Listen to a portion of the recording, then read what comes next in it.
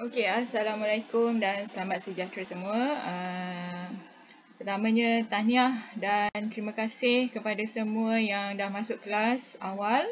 Ada juga yang lambat mungkin, tak apa, kita go on sajalah. Nanti diorang akan tengok rakaman video.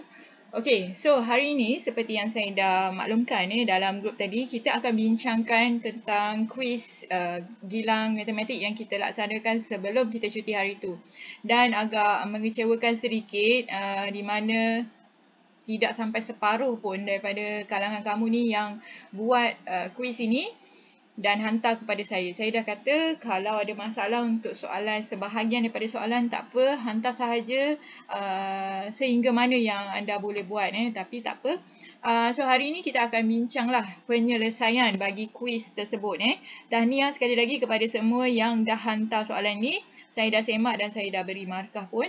Okey, sekali lagi saya nak ingatkan PBD nanti akan ada second round di mana online kita akan tambah baik daripada segi kita ambil kira PDPR punya penglibatan. So ingat yang hari tu yang diberi tu adalah sebelum PDPR yang 3.0 ni. Jadi bila dah laksanakan 3.0 mesti akan ada perubahan. Jadi sesiapa yang dah masuk kelas ni itu akan diambil kira sebagai penilaian dalam PBD. Okey. So tanpa buang masa kita nak lihat dahulu bab 4 matematik pengguna yang pencukaian ni. Saya dapat banyaklah juga feedback yang mana ada sebahagian daripada kamu ni yang agak confused sedikit bagaimana nak selesaikan bab pencukaian ni. Okey.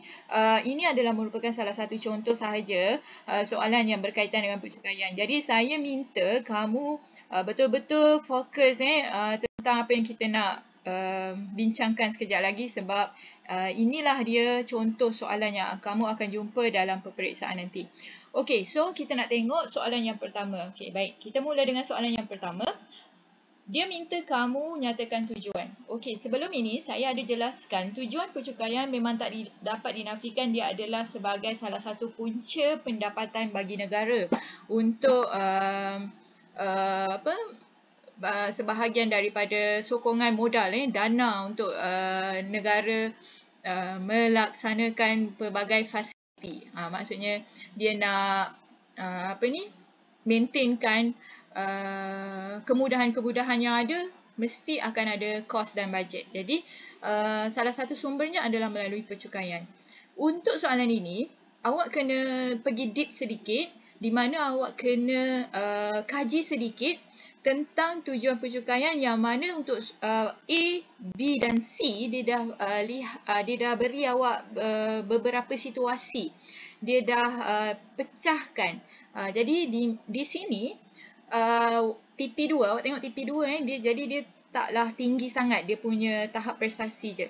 Jadi di sini bukan ada satu jawapan saja. Mana-mana jawapan yang dianggap logik akan diterima. Contoh soalan A, nyatakan tujuan pencukaian bagi cukai keuntungan. Apa yang perlu awak highlightkan di sini adalah perkataan keuntungan. Maksudnya di sini, sesiapa yang menjual beli harta tanah yang beroleh keuntungan, akan dikenakan cukai. Jadi di sini awak highlightkan perkataan keuntungan di situ.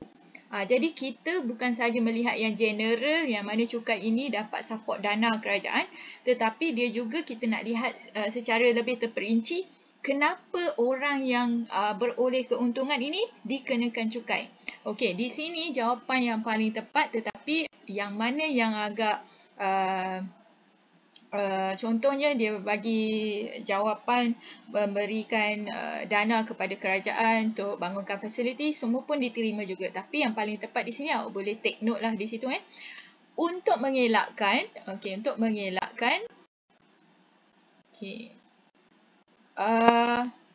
penjual harta tanah ini dia memanipulasi harga. Manipulasi. Maksud manipulasi di sini, contohnya kalau orang berjual beli, contoh kita pergi kedai, kita beli barang kan. Ada kedai A, kedai B, kedai C. Awak pernah dengar tak harga ceiling? Maksudnya contoh nak dekat raya, kerajaan dia dah tetapkan dah. Contoh harga ayam tak boleh lebih daripada paras sekian. Itu tujuannya untuk mengelakkan harga peniaga itu dia memanipulasi harga. Maksudnya dia jual barang tersebut dengan harga yang tinggi dan seterusnya dia boleh capai keuntungan yang melebih-lebih. Jadi yang jadi mangsanya adalah pembeli. Inilah dia tujuannya dia mengenakan cukai keuntungan supaya penjual harta tanah tersebut tidaklah menjual harga tanah dengan terlalu tinggi. Sebab bila terlalu tinggi, for sure keuntungan yang diperolehi juga adalah sangat tinggi. Jadi bila keuntungan tinggi, penjual itu akan dikenakan cukai. Okey? Jadi bila penjual ni dikenakan cukai, dia akan fikir 2-3 kali tau untuk menjual dengan harga yang tinggi. Jadi itu tujuannya dikenakan cukai keuntungan untuk mengelakkan manipulasi harga tanah. Harga jualan. Jualan harta tanah. Mana-mana jawapan yang lebih kurang maksudnya ke arah itu akan diterima. So saya harap di situ clear lah. Sebenarnya kita pergi deep sedikit, kita kaji sedikit. Ini adalah jawapan yang secara terbuka, respon terbuka. Kemudian yang B, pelepasan. Sila highlight perkataan pelepasan. Pelepasan ni bermaksud kita boleh claim. Ini bukan tujuannya kita nak kaji kenapa dikenakan cukai. Ini nak kaji pula kenapa dia dilepaskan cukai. Kalau kamu lihat kenapa dilepaskan bagi sesiapa yang membeli buku. Maksudnya siapa yang ada receipt, dia menyatakan bukti dia beli buku, dia beli apa-apa stationery yang berkaitan dengan pembelajaran, dia boleh claim semula. Atas tujuan apa dibuat begitu? Supaya nak galakkan, kalau beli buku nak galakkan apa? Galakkan membaca, betul tak? Ke arah pendidikan lah. Ke arah pendidikan. Sebab kalau tak boleh claim kan, kita beli tak boleh claim, orang akan fikir 2-3 kali. Nak beli yang mahal-mahal, orang akan fikir 2-3 kali. Tetapi apabila ada pelepasan cukai begini, orang dah tak kisah dah, boleh beli. Tapi dengan syarat simpan receipt, nanti awak dah belajar, nanti kita boleh claim. Pada bulan 4 nanti boleh claim sesiapa yang membeli buku ke apa ke, boleh dikenakan dapat pelepasan cukai. Maksudnya dia dapat semula duit yang dia beli buku. Ini tujuannya untuk menggalakkan dalam sektor pendidikan tersebut. Ini kata kuncinya, galakkan lagi. Kalau ini nak elakkan lagi. Begitu juga soalan C. Kenapa kalau kamu tengok ni benda-benda negatif kan? Benda-benda negatif. Nampak tak? Ini benda positif. Bila benda positif, dikenakan pelepasan. Diberi pelepasan. Bila benda negatif, dikenakan cukai. Kenapa tujuannya? Saya nampak ada beberapa betul, tepat.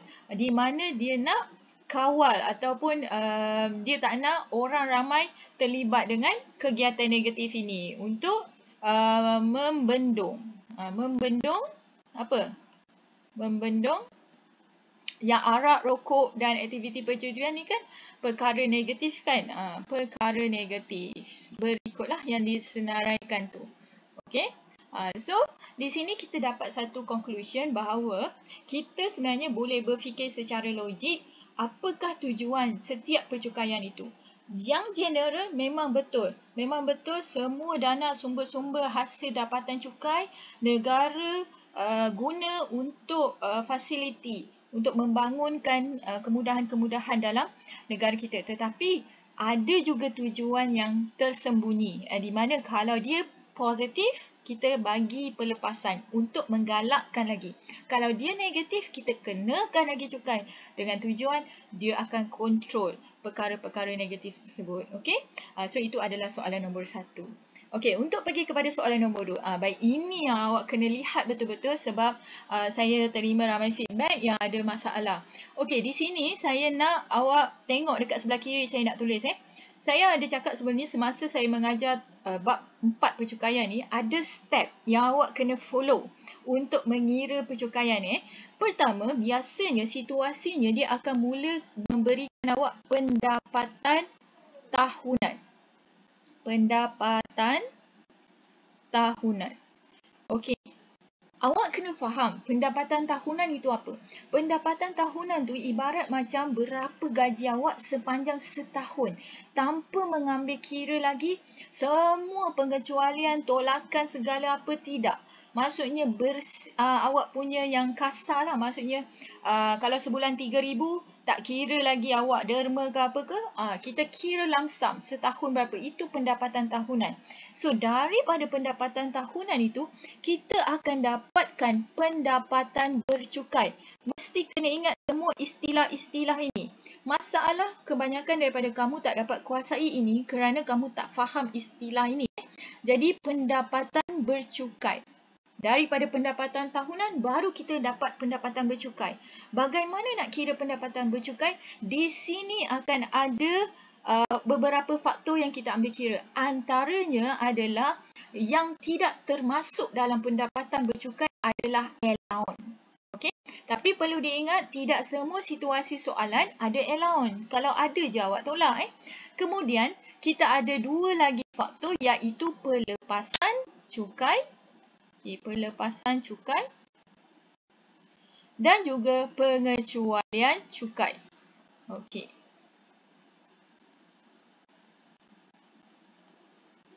Okey.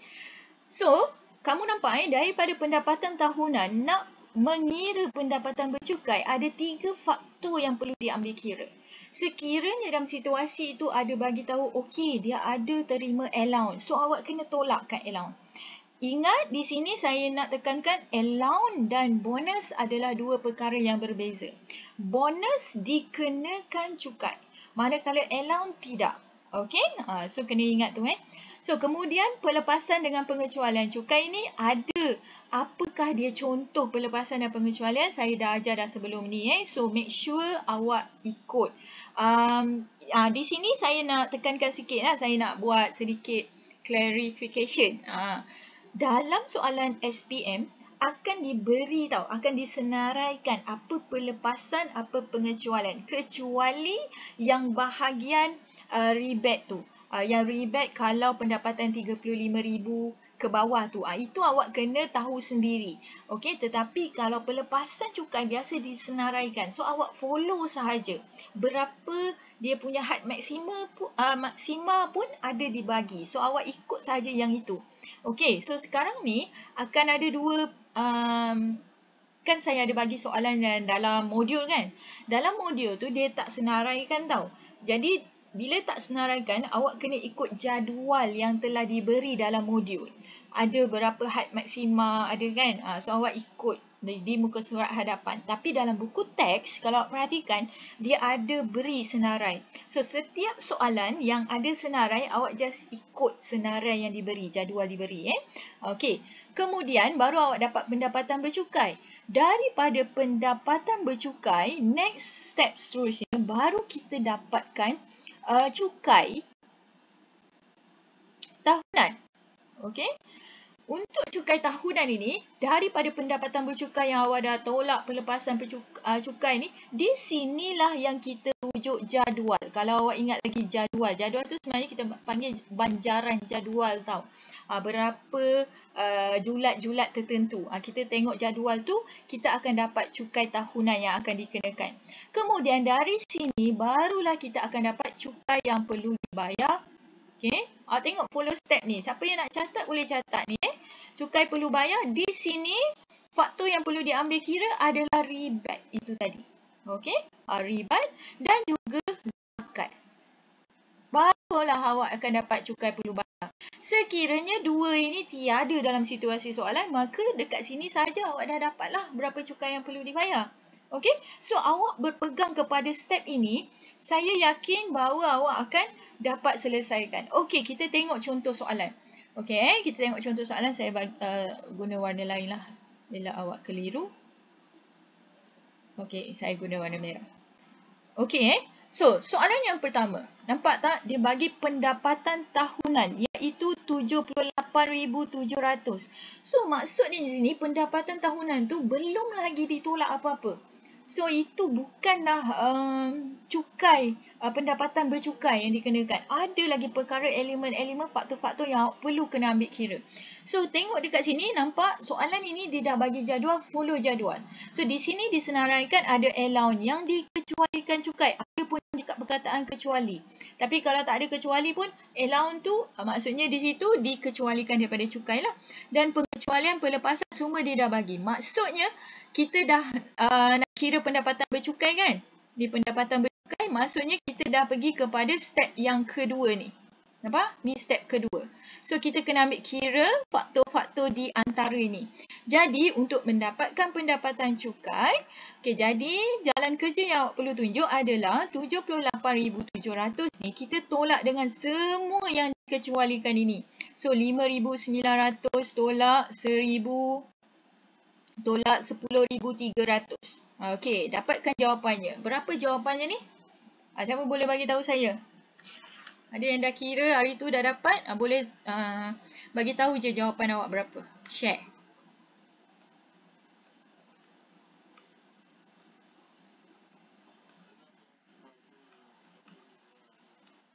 RM61,500. Good, betul. So, inilah yang dikenakan cukai. Ni pendapatan bercukai tu maksudnya pendapatan bercukai. Okey? So, daripada situ, sebenarnya kalau perhatikan kalau kaji betul-betul soalan ni dia follow step yang saya ajar tadi. Nampak tak dia punya soalan tu dia ikut flow dia. Okey, soalan B, pendapatan tahunan. Ini soalan B dah tak ada kaitan dengan A. Nampak? A lain, B lain. So ini dah masuk kepada yang lain punya soalan. So pendapatan tahunan dia sekarang 56,200 dan dah disenaraikan pengecualian dan pelepasan cukai. So untuk situasi B, awak nampak tak ada allowance kan? So, situasi B tak melibatkan allowance. Nampak tak? Tak semua situasi soalan dia ada allowance, dia ada bonus. Tidak. Dia bergantung kepada soalan lah. Okey, kalau ada, awak kena tolak. Kalau tak ada, tak perlu tolak. Macam tu. Okey? So, pendapatan bercukai, sekali lagi kita akan ambil kira pengecualian dan pelepasan sahajalah. So, allowance tak ada. So, sama juga dia punya jalan kerja adalah 56,200 tolak dengan 1,500 tolak dengan 12,000. Okey? So, berapa jawapannya ni?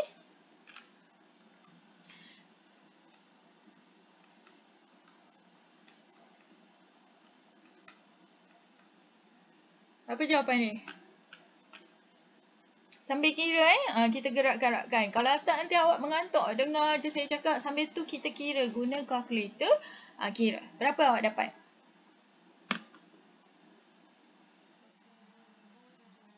Good Aina. So 42,700. Okay, so itu adalah pendapatan bercukai. Okay, next kita pergi kepada soalan C. Nampak tak? Bila kita dah faham, kita boleh selesaikan. Okay, jangan risau, slowly but surely. Okay, so soalan C. Pendapatan tahunan. Ni sekali lagi dia kata pendapatan tahunan. So bila sebut pendapatan tahunan, maksudnya belum lagi diambil kira segala macam allowance. So 81,500 termasuk bonus. Maksudnya 81,500 tu termasuk bonus. Okey, soalan ini dia tricky. Okey, ada kebanyakan pelajar awak tersilap. Okey, bonus. Ni, sila bulatkan bonus. Bonus tidak termasuk dalam pengecualian cukai. Okey, so ada beberapa sebahagian daripada kamu buat silap di sini. Di mana awak tolakkan 81,500 tolak dengan bonus. Tidak sebab bonus itu dia termasuk dalam perlu dicukaikan. Jadi maksudnya 81,500 itu yang kita guna. Okey, so tak perlu nak tolak-tolak sebab dia kata termasuk dah bonus. Ada seorang, siapa yang saya tak ingat. 81,500 ni dia tambah pula dengan 12,200. Siapa orang tu? Dia tahu sendirilah siapa dia buat kan. Dia tambah pula. Kenapa nak tambah? Sedangkan dia kata 81,500 tu dah masuk dah bonus. So tak perlu nak tambah lagi. Dia saja je. Soalan ini tricky. Jadi siapa yang baca sekali imbas, tergopoh gapa nak buat soalan ni, nak jawab soalan ni, dia akan salah di sini. Jadi kita tak perlu ambil kira. Dengan kata lain, sebenarnya 12,200 tu tak ada apa. Tak membawa kesan pun dalam kita punya penyelesaian ni. Sebab dia dah termasuk dalam 81,500. Okay, take note dekat situ. Kemudian dia kata dia telah menderma. So derma. So derma ini kepada pusat kebajikan dia adalah pengecualian cukai. Ingat lagi apa dia pengecualian cukai? So derma adalah salah satu. Jadi kemudian dia kata pelepasan juga dah diberi. So untuk mendapatkan pendapatan bercukai, so sekali lagi kita akan bermula dengan pendapatan tahunan. Okey, so kita tolak segala macam pelepasan dan pengecualian. So kita tolak 1,600 dan kita tolak 15,400. Terus sahaja tolak, okey? So tolong tolakkan untuk saya berapa jawapan awak. Saya yakin ada beberapa di antara awak yang salah dekat soalan ni. Sebab tak baca betul-betul soalan. Okey, berapa jawapan awak?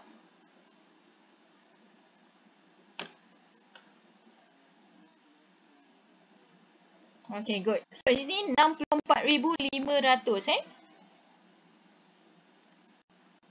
Okay.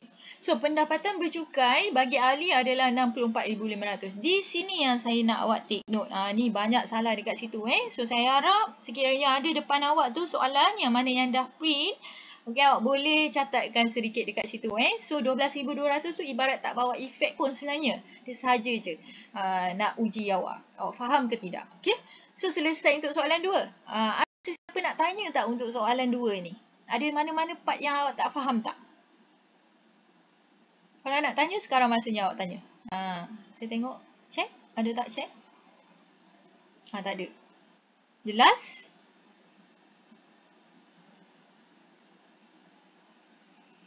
Jelas Okay, so kalau jelas, saya akan terus move kepada soalan yang ketiga. Okey, ingat kalau ada sebarang masalah tolong tanya. Sekarang masa untuk awak tanya sebab esok bila kita ada kelas selepas ini kita akan masuk kepada bab baru dah, bab 6. Okey, trigonometry. Okey, so kita pergi kepada soalan nombor 3. Okey, soalan nombor 3 masih lagi topik percukaian dan sekarang nampak tak dia bagi jadual. Sebab itu saya kata jangan risau, tak perlu hafal semua jadual-jadual ini. Dia akan beri dalam soalan. So awak follow sahaja apa yang diberi Okey, so kita nampak dekat sini awak kena highlight ni. Ni pendapatan tahunan dia. Kemudian ada diberikan pelepasan cukai. Jadi hitung pendapatan bercukai. Kalau perhatikan dia memang akan tanya benda yang sama je. Nampak tak? Dia tanya pendapatan bercukai, dia tanya cukai, dia tanya cukai perlu bayar dan sebagainya lah. Okay, so pendapatan tahunan kita tengok dekat sini. Hanya yang ada untuk situasi soalan ni pelepasan cukai. Tak ada pun diberi pengecualian cukai, tak ada kan? So tak perlu. Hanya letakkan pelepasan cukai saja. Allowance pun tak ada. So tak perlu. Jadi untuk mendapatkan pendapatan bercukai daripada pendapatan tahunan, okey, kita tolakkan dengan 11,800. Okey, so dapatkan jawapannya. Okey, siapa yang boleh beri saya jawapan ni?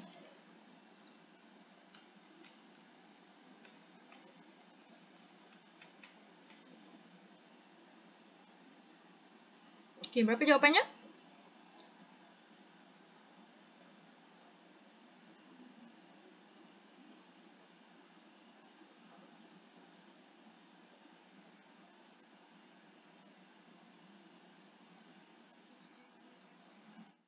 Okey, betul ke?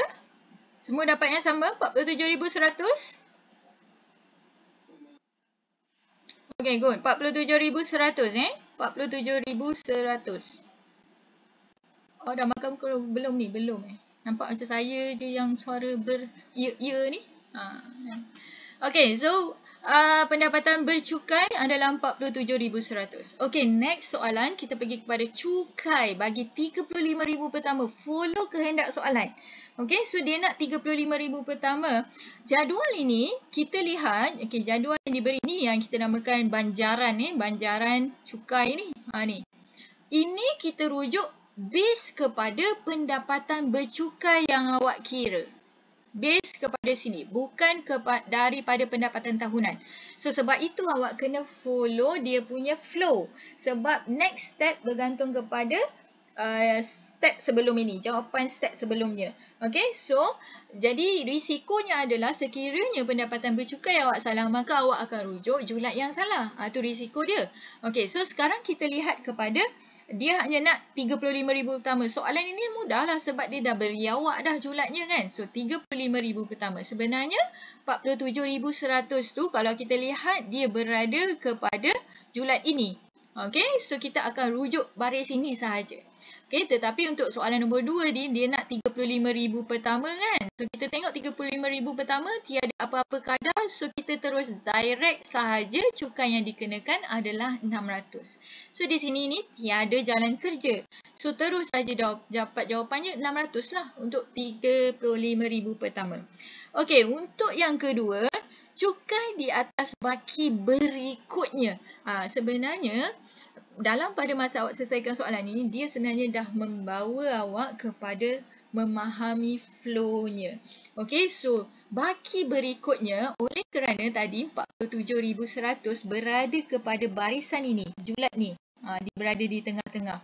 Dan 35,000 pertama kita dah siap kira. Okey?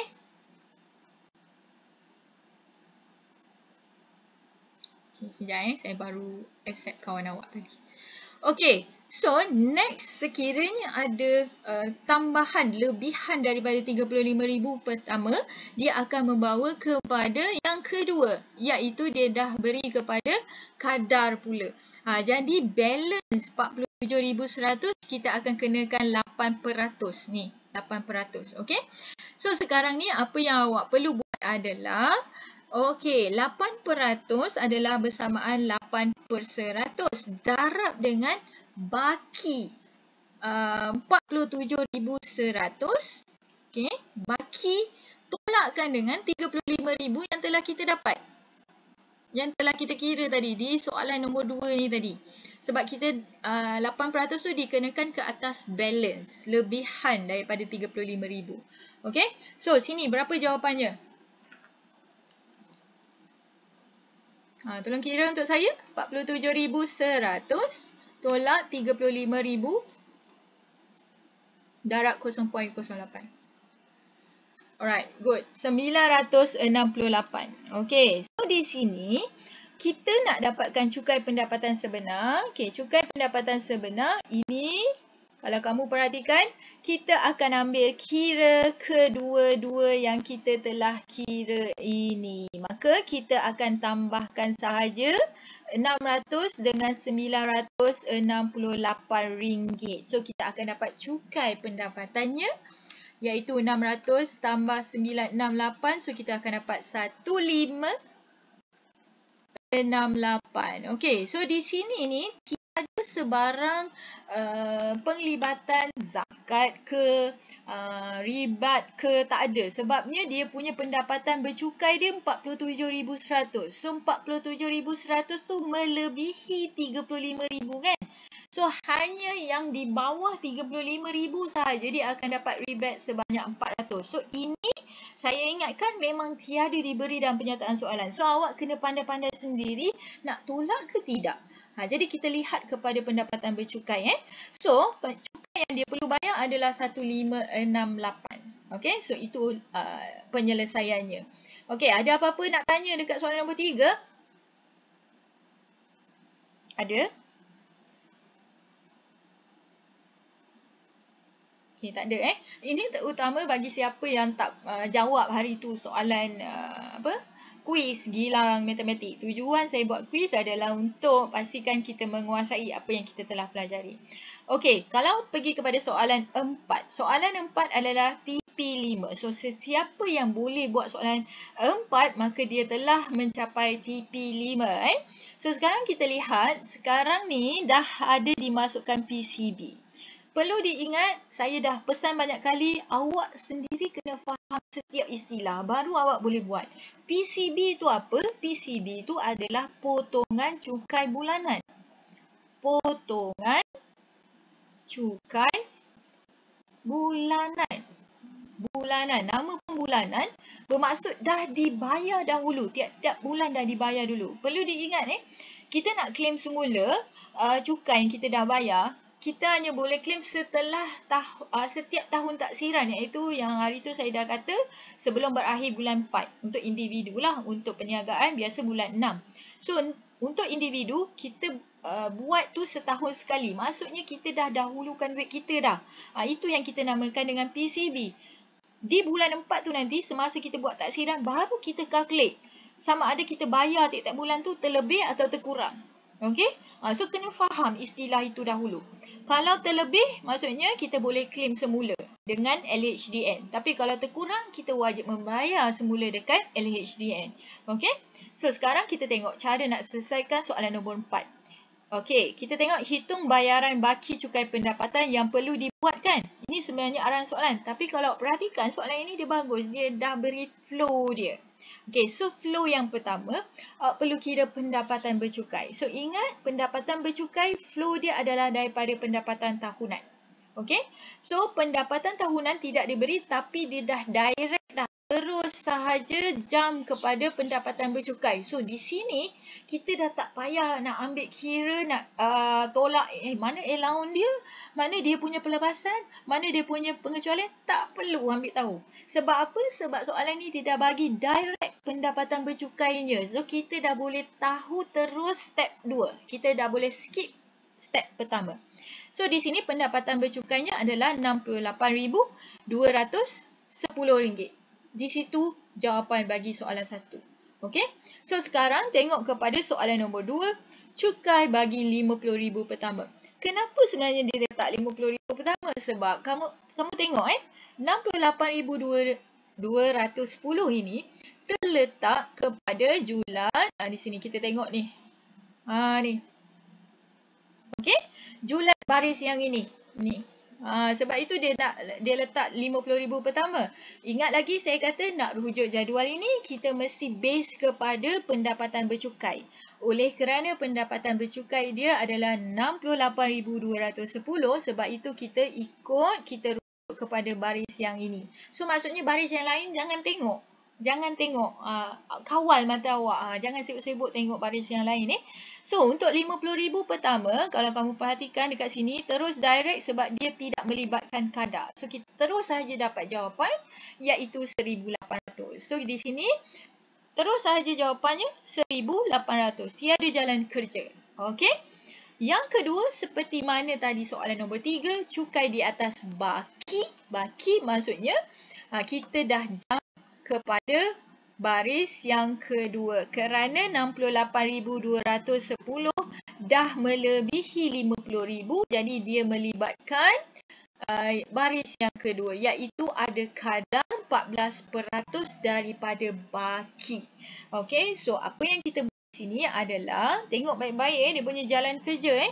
Jadi 14% darabkan dengan kita dapatkan balance lebihan 68,210 yang tadi 50,000 pertama kita dah kira iaitu 1,800. So kita tolaklah dengan apa yang kita dah kira. So 50,000. Okey, so tolong kirakan untuk saya.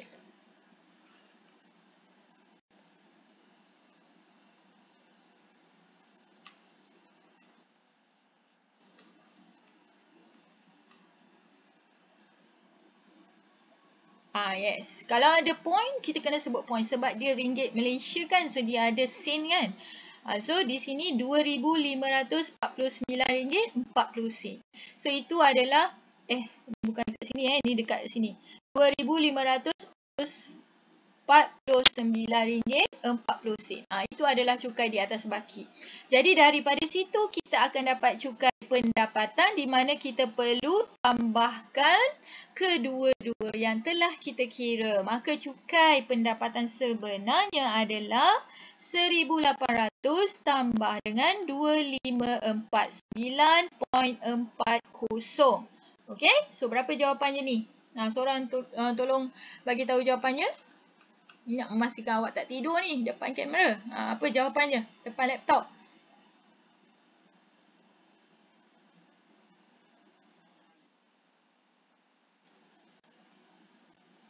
Okay, good. RM4,349.40. So, itulah dia cukai pendapatan yang harus dibayar. Okay, so sekarang ni, jumlah PCB yang dipotong, ingat setiap apa yang kita kira itu adalah tahunan. Maksudnya untuk setahun bukan setiap bulan, tapi tahunan. Okey, so maksudnya dalam untuk 12 bulan. Jadi RM4,349.40 adalah untuk setahun. Tetapi yang diberi di sini, dalam soalan ni, PCB ni adalah untuk 300 adalah untuk sebulan. Perlu diingat PCB adalah potongan cukai bulanan. So sebulan bermaksud kita perlu dapatkan dahulu setahun. Barulah kita dapat jumlah PCB yang dipotong. Jadi apa kita perlu buat di sini? 300 darab dengan 12. So jawapannya adalah berapa? 300 darab 12. Jawapannya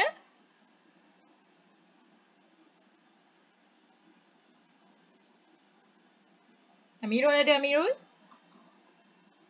Berapa jawapannya Amirul? 300 darab 12 berapa Amirul?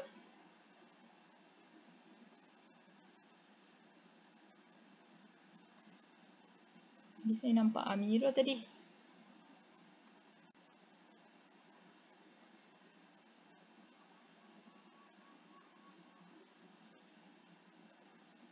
Wan Bin, berapa Wan Bin jawapan? 300 darab 12.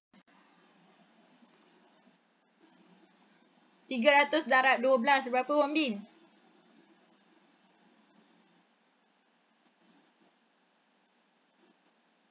Yes, 3,600. So jawapannya, maksudnya setiap bulan dia dah dahulukan duit dia 3,600. So, awak bandingkan, bezakan, cukup ke tidak?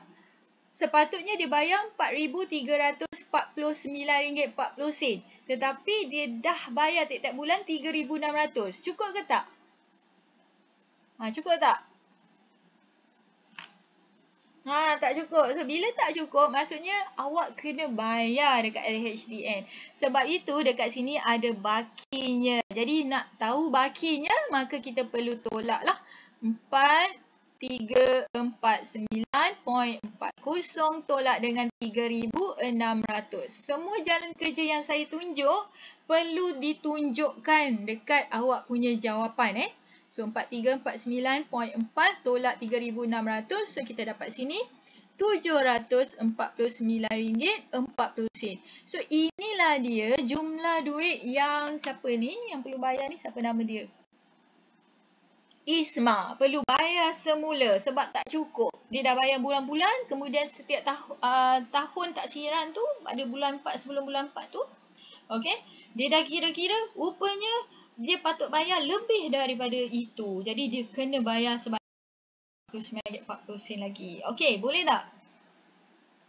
Kita dah selesai dah untuk membincangkan jawapan untuk bab 4.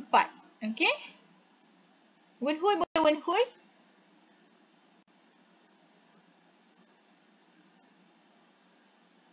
Sedikit tak apa. Slowly, okay?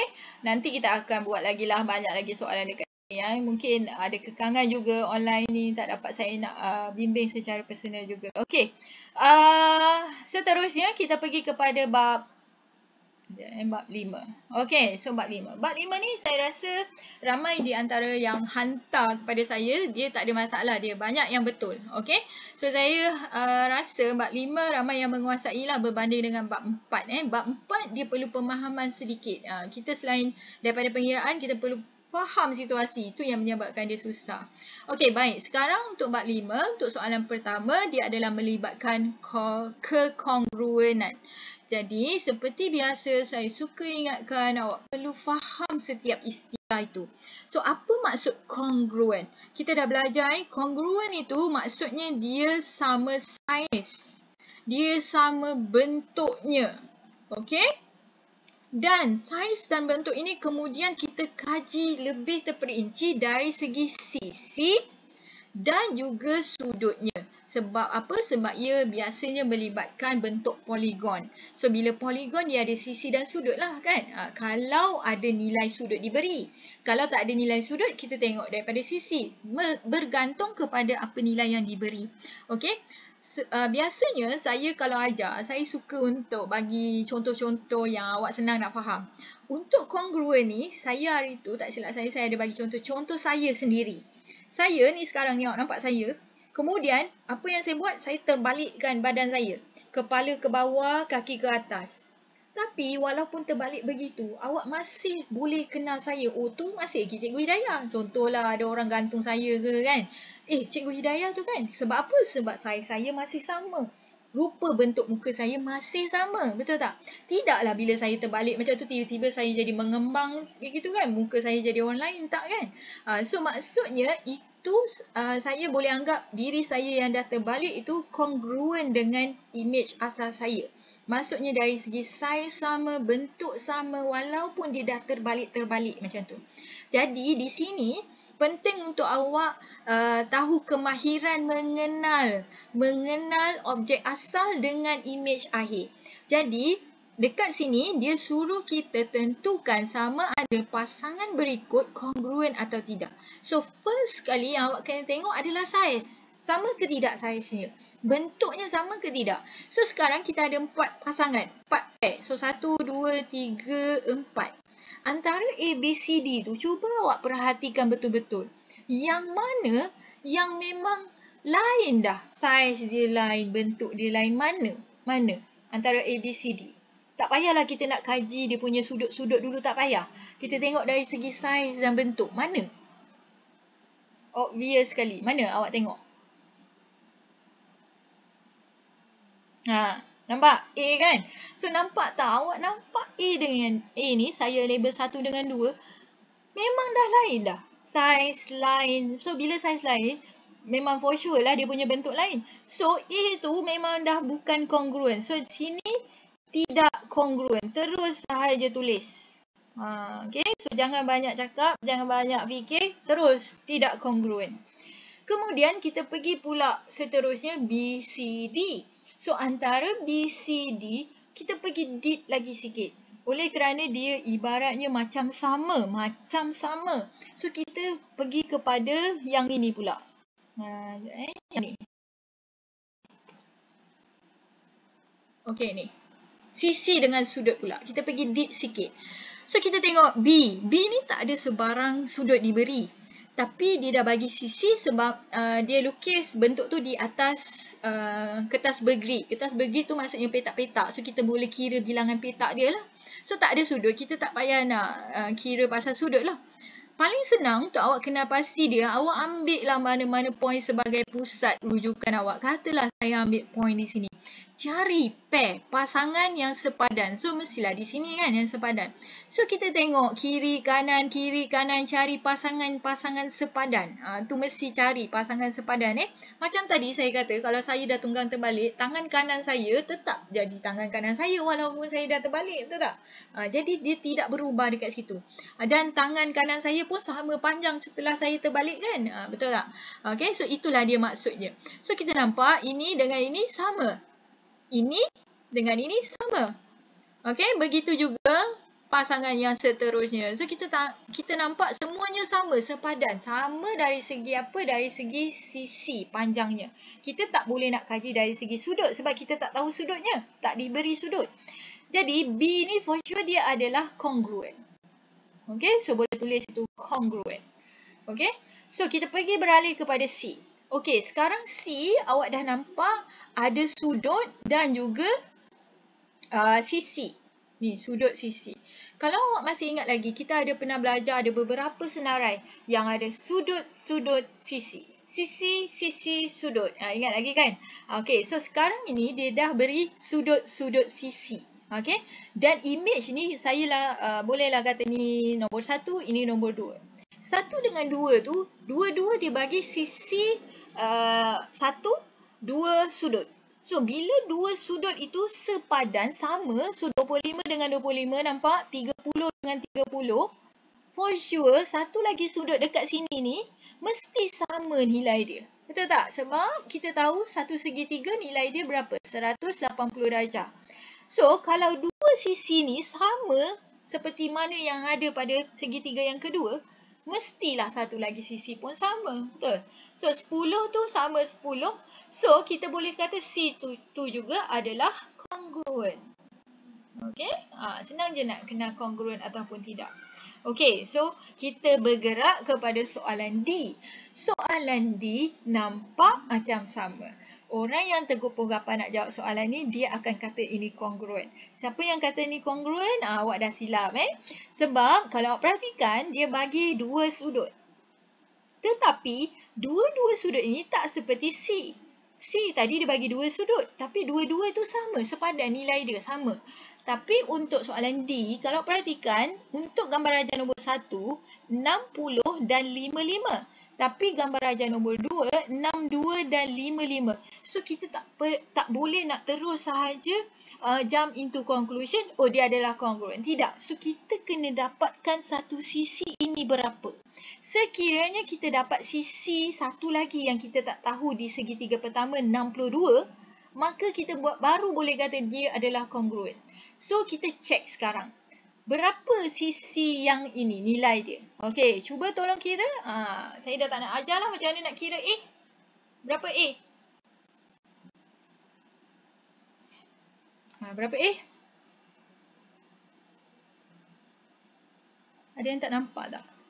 Ni 55, ini 60 So, berapa nilai A?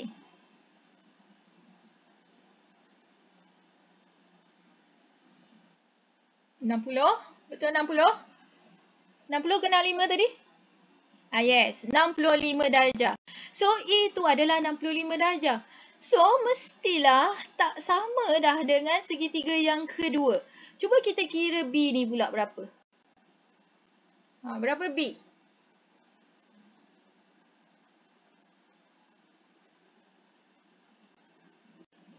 Berapa B? Okey, so kita akan dapat 63 darjah. So, kita nampak nilai dalam sudut segitiga bagi kedua-dua nombor 1 dengan 2 tu tidak sepadan. Tak sama. Jadi, nombor D ni tidak kongruen. Okey, so saya harap dengan perbincangan soalan ini dia dapat memberi kefahaman lah untuk awak mengenal mana satu pasangan kongruen ataupun tidak. Okey, itu untuk soalan 1.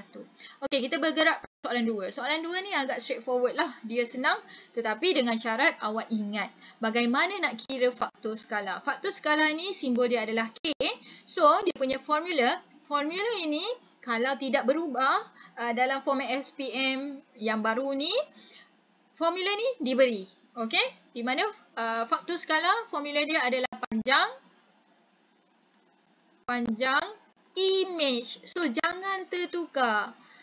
In case kalau selaklah dekat bahagian rumus yang banyak-banyak tu So, per dengan panjang. Okey. So, apa yang penting di sini adalah awak kena kenali dahulu mana satu image, mana satu objek. Dah ingat dah ni? Formula faktor skala adalah panjang image per panjang objek. Tapi tak tahu mana satu image, mana satu objek pun tak guna juga. Jadi, di sini kita perlu tengok, baca dahulu soalan PQRS. So, mana PQRS? Ni, yang kecil. Adalah objek. So, kita terus label. Ni adalah O. Sebab kita tak nak tertukar. Manakala P prime, Q prime, R prime, S prime ni adalah image. So, kita label dengan I. Okey?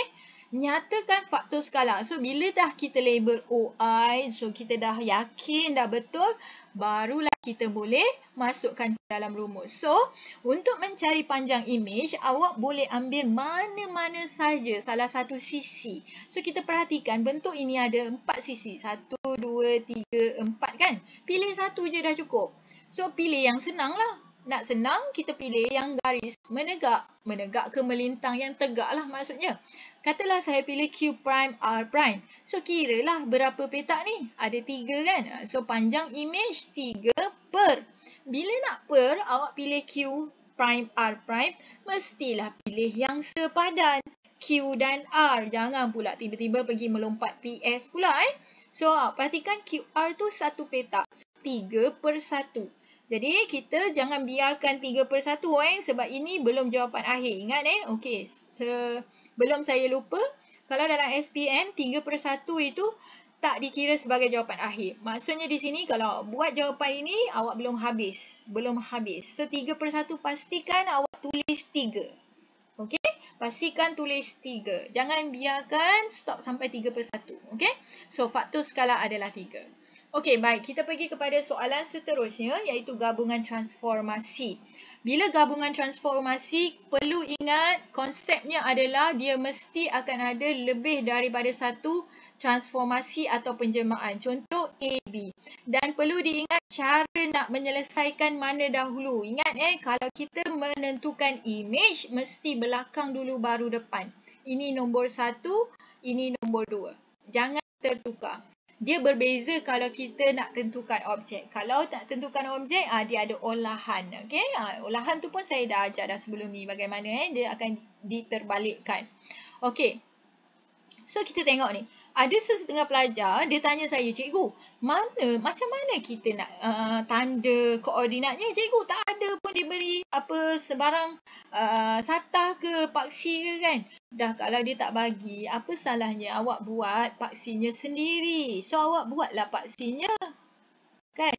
Okey, kita lukislah paksinya. Ini adalah paksi Y. Lukislah paksi X. Agak-agaklah dia boleh muat dekat titik-titik yang berkaitan. So, ni X. So, label lah ni 1, 2, 3, 4, 5, 6. Ni 1, negatif 1, negatif 2 dan seterusnya sampai habis. Okey? Negatif 3. Ni 1, 2. Awak buat sendiri. Tapi jangan risau. Biasanya dalam soalan, okey, dia akan dah sediakan awak paksinya. Okey, sekejap saya penuhkan ni dulu. Saya harap awak pun buat sekali lah. Mana-mana yang tak buat lagi ni soalan ni. Okey, kita penuhkan. Ni adalah paksi X, ni paksi Y. Ni negatif 1, negatif 2, 1, 2. Negatif 2, negatif 1, negatif 3. Okey, 1, 2, 3, 4 dan seterusnya.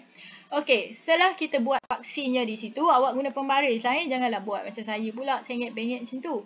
Okey. Right, baru kita baca soalan. Diberi bahawa, okey, kat sini ni saya ada suruh buat pembetulan hari tu. Ni adalah pantulan. Okey. Pantulan pada paksi X. Bermaksud paksi X ini adalah merupakan paksi pantulan lah. Macam dia punya cermin.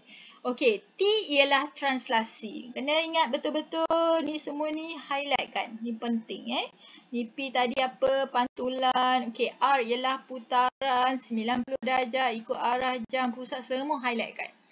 Cari koordinat. Highlight perkataan koordinat. Ada beberapa daripada kamu tidak berikan saya koordinat, dia hanya tanda di rajah. So, sekiranya tiada koordinat, kalau 2 markah, awak hanya dapat 1 sahaja. Sebab kehendak soalan adalah koordinat. Okey? So, mesti nyatakan koordinat. Koordinat apa? Image A. So, kita tanda dahulu. Mana 1, 4? So, kita base kepada paksi yang kita dah buat. So, 1, 4 dekat sini. Awak label. Okey, so inilah dia A. Okey, yang bawah pun boleh buat A terus. Sebab kita berpandukan kepada A yang sama. Okey, so ini A. Okey. Saya dah ajar sebelum ni cara nak menulis jawapan mesti ada step dia. Sebab apabila saya ajar begitu, ada tujuannya. Sebab kita nak elak. Kita bukan tahu kita buat cuai tu bila kan. Biasa kalau pelajar buat cuai di jawapan akhir, kemungkinan jawapan yang pertama dia boleh diberi markah. Okey, so sekarang ni dia kata penjemaannya adalah PT. Ingat kalau PT kita buat T dahulu. Jadi cara nak menulis, tengok betul-betul A start A. Okey, A koordinat dia 1, 4. 1, 4 tu kalau tak buat pun tak ada masalah lah. Okey, nak lagi elok awak buat sebab kita boleh nampak perubahannya. Okey, kita buat penjelmaan belakang dahulu sebab kita nak tentukan image kan. So, letakkan T. Kenapa kita nak letak T? Supaya kita nampak, oh kita kena buat T. Nampak? Kita control kita punya setiap perlakuan kita. So, kita bila dah buat T, kita akan dapat A prime sekali penjelmaan. Kemudian baru kita buat P. Kita akan dapat A double prime. Itu menandakan 2 kali penjelmaan. Okey, di bawah sini mesti letakkan dia punya koordinatnya. Ingat kehendak soalan koordinat. Okey, baik. Baru kita selesaikan. Nampak? Kita dah sediakan rumahnya dahulu. Okey, follow step yang saya ajar. So, kita dah sediakan rumah. Baru kita nak buat dia punya jalan kerja. Kerjanya apa? Okey, so sekarang dia buat T. Nampak tak? Baru clear dengan kita. Oh, kita dah nampak kita kena buat T. T apa? 2 negatif 3. So, 2 negatif 3, ingat jangan terbalik. 2 menandakan kita gerakkan 2 ke kanan. Negatif 3, 3 ke bawah. Ini adalah A prime. Bila saja awak dah tanda A prime situ, jangan nak lengahkan masa, terus transfer koordinatnya di sini. Okey? Bila dapat 3, 1 dekat situ, awak dah ada dalam tangan satu markah. Okey? So, dari sini 3, 1 dia bersambungan dari sini. Dah tak payah balik kepada A. Sambung dari sini, dia buat P. Okey, P tu apa? P tu pantulan pada paksi X. So, paksi X ni adalah ibarat macam cermin. Jadi, pantulan dia akan reflect ke sini. Okey? So, dia jarak yang samalah dengan paksi kan. So, sini adalah A double prime. So, bila tanda situ, jangan fikir panjang, terus transfer di bahagian sini. Koordinatnya 3 negatif 1. Okey, so tahniah kepada yang betul. So, jawapannya 3 negatif 1. Perlu tunjukkan dan beri saya koordinatnya. Tak cukup hanya menanda di rajah saja. Awak akan dapat markah kurang daripada sepatutnya. Okey, seterusnya sama juga untuk yang nombor 2 TR. So, kita buat belakang dulu R. Jadi, gunakan kaedah tadi. Kita bermula dengan A. Kita akan tuliskan koordinat bagi A iaitu 1, 4. Dia melaksanakan penjelmaan R dahulu. Okey, kita jangan baca soalan, kita tengok, kita sediakan rumahnya dahulu. Okey, kemudian kita jadikan dia A prime dan kita buat T. Barulah kita dapat A double prime. Okey, so baru kita laksanakan dia punya penjelmaan apa. So kita tengok R tu apa. Okey, so R tu adalah 90 darjah. Okey, bila putaran ni ada sebahagian daripada anda ada masalah. Okey, so pada pusat 0, 2. So, kita tak tanda lagi pusatnya berapa kan? Okey, dekat sini kita tanda pusatnya dahulu. Okey. So, 0, 2 dekat sini. Ini adalah pusat putaran. Okey. So, saya dah pernah ajar sebelum ni cara teknik untuk kita putarkan dengan menggunakan teknik L. Okey. Ikut awak lah, kalau awak tak nak guna L pun tak ada masalah. Guna teknik awak sendiri, tapi pastikan betul lah. Okey, L tu apa? Kita sambung dari pusat. Ini titik yang kita nak gerakkan. Kita sambung dari pusat. Kita buat garisan menegak. Sambung. Tu L yang awak jumpa. Okey, kemudian cara nak putarkan 90 darjah ikut arah jam kan? Okey, 90 darjah ikut arah jam. Okey, yang kita nak putarkan satu sahaja garisan. Garisan yang bersambung dengan pusat. Nampak? So, garisan yang bersambung dengan pusat, garis menegak. So, for sure, bila 90 darjah, dia jadi melintang. So, melintang ke mana? Berpandukan kepada arah jamnya. Bila ikut, dia akan bergerak ke sini. Okay, so kira berapa petak? So, dia akan gerak 2 petak. Macam tu. Nampak tak 90 darjahnya? Okay. Dan kepala L itu akan menghala ke bawah. So, inilah dia A prime. Okay, so saya tanda dengan warna merah. Okey, nampak mudah kan? Ada sesetengah yang menggunakan jangka lukis lah, dia agak memakan masa. Okey, so ini adalah A prime. So berapa koordinat sini? 2, 1.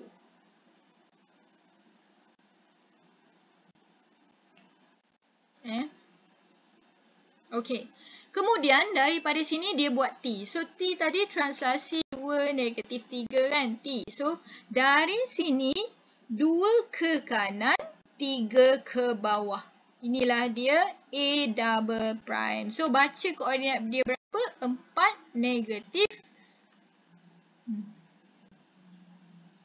Okey, 4 negatif 2. Okey? So itu adalah koordinat A double prime. Okey? Ada masalah dekat sini? Ada sesiapa yang salah ataupun nak tanya, tak faham ke?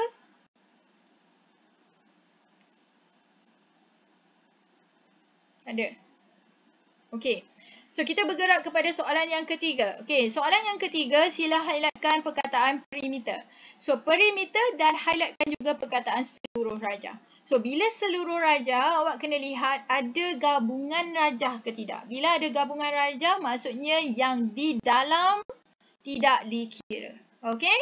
So, kita hanya ambil sisi-sisi luaran sahaja. Kita akan penuhkan, kita tengok ada berapa sisi. Okay, yang ini dah ada.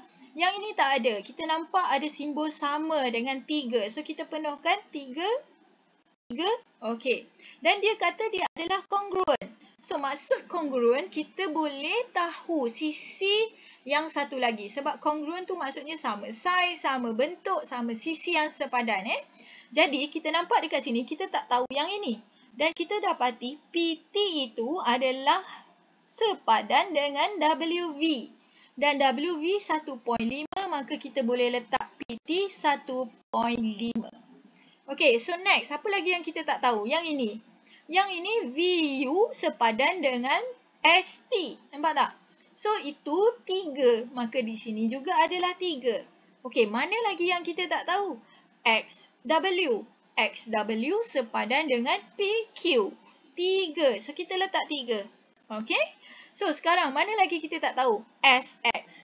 Okay, jangan lupa SX tu ramai yang terlupa. So, kita nampak S ke R adalah sepadan dengan RU. Nampak tak? Dia sepadan dengan RU iaitu 4.5. Okay? Dan XR ni sepadan dengan QR 3. So, balance ni berapa? SX tu berapa? Betul. So, dia 1.5. Sebab dia balance daripada 4.5 tolak dengan 3. So, di sini conclusionnya lah, rumusannya lah kan. Awak kena pandai mengenal pasti sisi-sisi sepadan. Kita penuhkan dulu rajah tersebut dan jangan dilupa juga kalau ada perkataan seluruh rajah dalam ni tak kira. So, untuk cari perimeter kita tambah sahajalah. Okey, sekarang kita tengok 3 ni ada berapa? 1, 2, 3, 4, 5. So, 3 darab 5. Okey, tambah. Next, apa lagi yang ada? 1.5 ada. 1, ada 2, 3. So, 1.5 darab 3. Okey, tambah. Ada apa lagi ni? 4.5. Okey, kalau saya salah betul kan Cuba cek. Ada saya tertinggal tak? 4.5 ada berapa? Ada 1 je kan? Okey. So, sekarang ni cuba kira. Berapa perimeternya?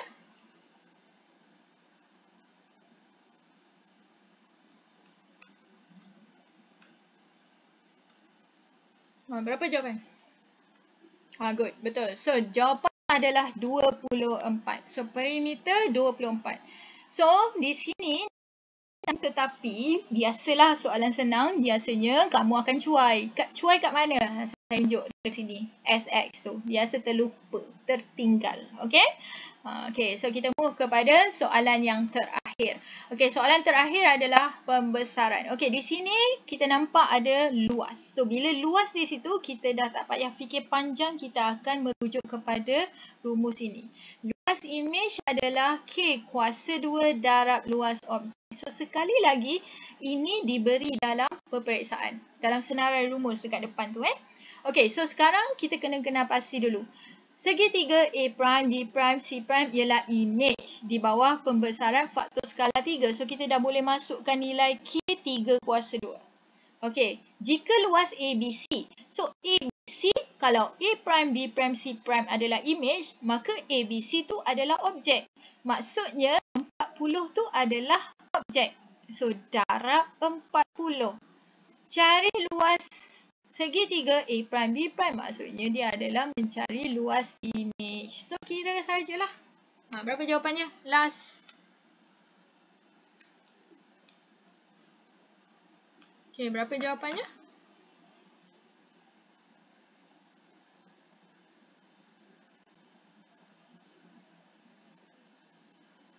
Yes, good. 360 jawapannya. Okay, so dah selesai dah. Kita dah membincangkan soalan kuis Gilang Matematik. Jadi bagi sesiapa terutamanya yang tak hantar dan tak buat lagi, so tolonglah buat sebab ni sangat penting. Soalan ini saya guna sebab dia sangat elok untuk memberi awak kefahaman sebab soalannya ikut flow. Okay? So itu sahaja perbincangan kita hari ini.